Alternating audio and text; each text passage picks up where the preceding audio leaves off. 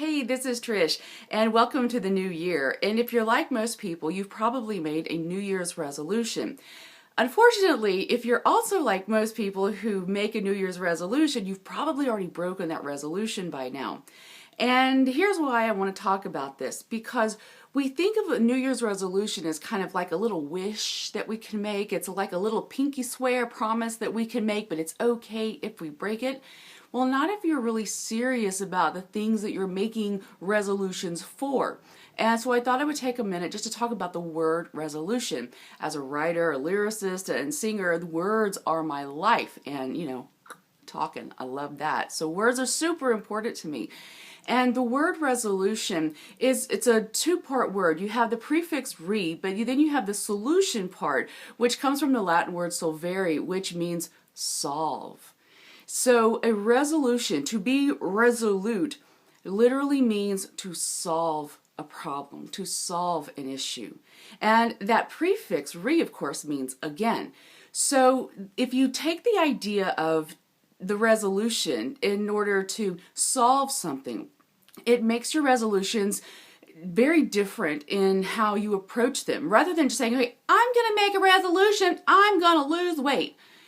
And then a couple of days later, you're totally off that diet. Well, this is why diets don't work, because you make that resolution, you're going to lose weight. But the problem is that you're making a promise to yourself that you think it's okay if you break that promise. But the reality is of making that resolution is that you should be solving the problem of your weight, not just going on whatever fad diet is popular right now. Most of the people that I have worked with in their weight issues through yoga, Pilates, etc., their weight issues have always stemmed from something that happened in their childhood. Sometimes weight issues come from a traumatic event later in life, but a lot of people it's just their childhood, something in their childhood, and that includes myself as well.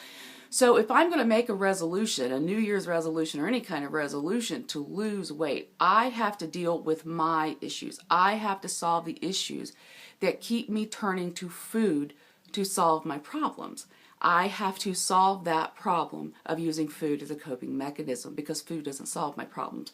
Food makes my weight worse. It makes my hormones worse. You know what I'm saying? So eating and all of this, that's what I have to deal with. And the same could be said for anyone who's trying to make a resolution to quit smoking or to quit drinking alcohol or even to make more money. It's not about always stopping something. It's a resolution for something that's actually good and productive in your life. I want to make more money, or you want to travel more, or whatever it is. I want to start a new business, or I want to be in a new job, or I want to be in a new position at a company that I work for.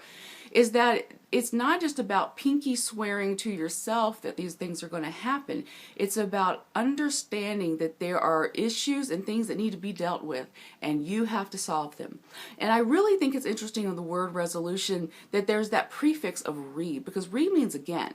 So if you are resolute, or you're making a resolution, there's kind of this understanding that you didn't do it right the first time. And that's okay.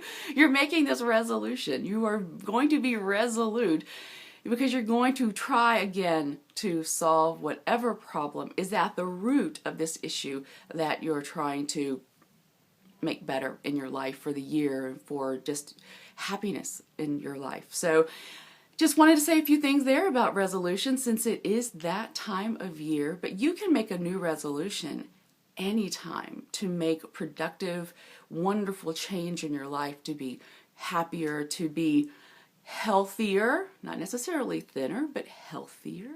And it's a good thing to think of it in terms of solving a problem and getting to the root of those issues, because those issues could be financial, it could be emotional, psychological, but it's going to take some work. It's not as easy as just making that old pinky swear, like, okay, fine, I can break it.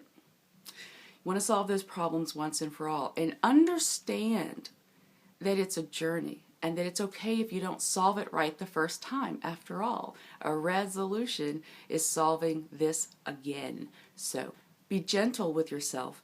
Don't shame yourself, and don't judge yourself. Just do what you can. Solve the problems and the issues that are in your life as you can to make your life better. Yeah? Okay.